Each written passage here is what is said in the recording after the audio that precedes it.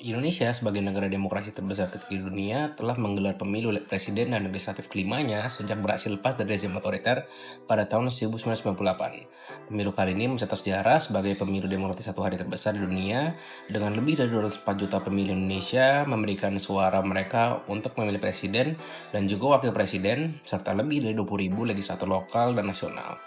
Hasil pemilu yang diumumkan pada tanggal 20 Maret kemarin sayangnya telah mengecewakan banyak sekali organisasi masyarakat sipil atau NGO dan juga akademisi di Indonesia.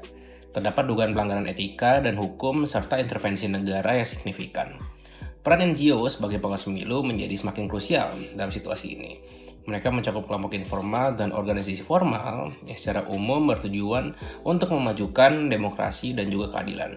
Hadirnya NGO sebagai watchdog atau lembaga pemilu memungkinkan check and balances bagi pemerintah. Dalam kesempatan ini kami berhasil mewawancarai anggota Aliansi Jurnalis Independen atau AJI, yaitu Ibu Ririn Oktaviani beserta pakar pemilu Bapak Sujana Donandi untuk mengetahui bagaimana peran NGO sebagai lembaga pengawas dalam pemilu dan juga bagaimana kondisi dan dinamika demokratisasi pada pemilu 2024 kemarin. Sebagai latar belakang, Aliansi Jurnalis Independen atau AJI adalah asosiasi yang lahir sebagai perlawanan terhadap Orde Baru. Mereka berjuang untuk kebebasan pers, mendukung demokratisasi, dan yang terakhir memperjuangkan hak publik atas informasi. AJI terus berkomitmen untuk menyediakan informasi objektif dan memperkuat kebebasan pers di Indonesia. Berikut adalah analisa yang kami mengenai keberadaan AJI dan pemilu 2024 kemarin.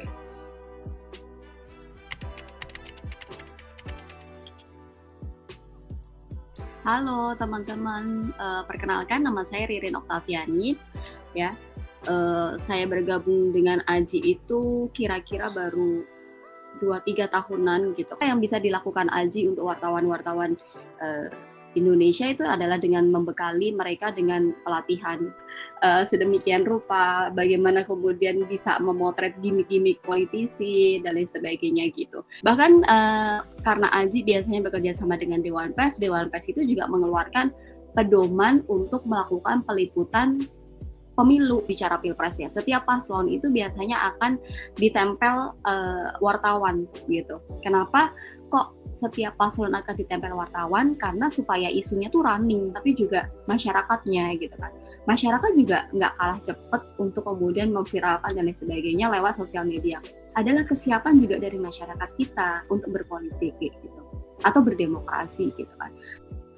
Ibu Ririn Oktaviani adalah seorang jurnalis bisnis Indonesia yang fokus pada isu-isu hukum, politik, dan ekonomi.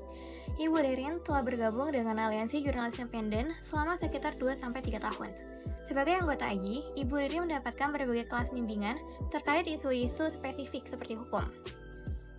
Ibu Ririn telah meliput 2 pemilu, yaitu pada tahun 2019 dan 2024. Ketika pertama kali terjun sebagai jurnalis tahun 2019, Ibu Ririn masih belajar untuk memahami bagaimana perilaku politisi yang seringkali berubah. Namun pada pemilu 2014, Ibu Ririn sudah mampu memetakan maksud dan gerak-gerik para politisi, sehingga bisa melaporkan berita dengan lebih tajam, akurat, dan mendalam. AJI sendiri menyediakan berbagai kelas penulisan dan latihan untuk memastikan para jurnalis tetap mematuhi kode etik jurnalistik. AJI juga melibatkan diri dalam advokasi, termasuk meliput putusan Mahkamah Konstitusi dan bekerja sama dengan berbagai organisasi lain. Di lapangan, wartawan AJI seringkali mendampingi atau menempeli politisi tertentu agar fokus kajiannya terarah. Sebelum pemilu, AJI bekerjasama dengan perusahaan dan organisasi lain untuk membantu proses kajian pemilu. Sebagai jurnalis, Ibu Ririn menghadapi berbagai tantangan, termasuk yang pertama ada koneksi dan relasi. Untuk menjalin hubungan baik dengan politisi sangat penting untuk keberhasilan liputan. Ini juga berpengaruh pada kehadiran politisi dalam acara media seperti talk show atau podcast. 2. Ketepatan narasumber. Untuk memilih narasumber yang tepat adalah kunci untuk mendapatkan informasi yang akurat dan komprehensif. Narasumber harus memahami isu yang dikaji untuk menghasilkan tulisan yang berkualitas dan menarik untuk diperdebatkan. Dalam menjaga dan membangun demokrasi, ada 2 poin penting yang harus diperhatikan. Yang pertama ada kecepatan internet. Kecepatan internet memungkinkan informasi tersebar dengan cepat. Media harus bisa bersaing dalam era ini dengan memberikan berita yang telah ditelusuri dan didukung data konkret, berbeda dengan informasi yang terjelas asal-usulnya.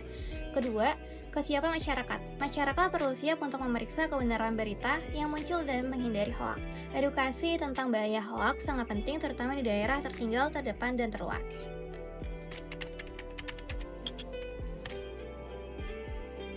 Nama lengkap saya Sujana Donandi Sinuraya. Saya mengajar di Universitas Presiden. Per 2016 awal juga saya sudah mulai menjalani praktik hukum sebagai advokat. Beberapa instansi pemerintah yang menjadi klien kami saat ini adalah Komisi Pemilihan Umum Republik Indonesia. Maka disitulah media, think tank, dan beberapa platform-platform lainnya menjadi tools bagi kita rakyat ya untuk memantau bagaimana ya para pejabat-pejabat itu dengan otoritas yang kita berikan berdasarkan prinsip keterwakilan itu ya maka saya bisa mengatakan sebenarnya demokrasi kita cukup baik, tapi memang tidak sempurna karena memang tidak ada yang sempurna. Jadi keniscayaan bagi suatu negara yang besar, apalagi secara geografis luas, tugas pemerintah ya khususnya untuk memastikan setiap individu itu bisa memperoleh hak untuk menyalurkan aspirasinya. Karena ini konsekuensi kita sudah memilih demokrasi yang model saat ini yang one man one vote itu ya, every person must be appreciated. Terkait dengan hasil-hasil pemilu yang sudah ada, baik itu pilpres, pileg ya, kita harus hormati itu sebagai bagian dari negara ini, pemerintahan, kita hormati keputusannya.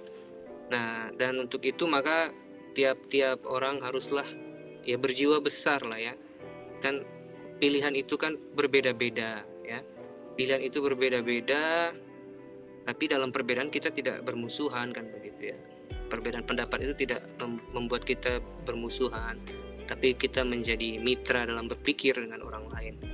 Bersama dengan Bapak Sujana, seorang pakar pemilu, beliau memandang dinamika dan tantangan dalam proses pemilihan itu aspek yang penting untuk perkembangan demokrasi di Indonesia.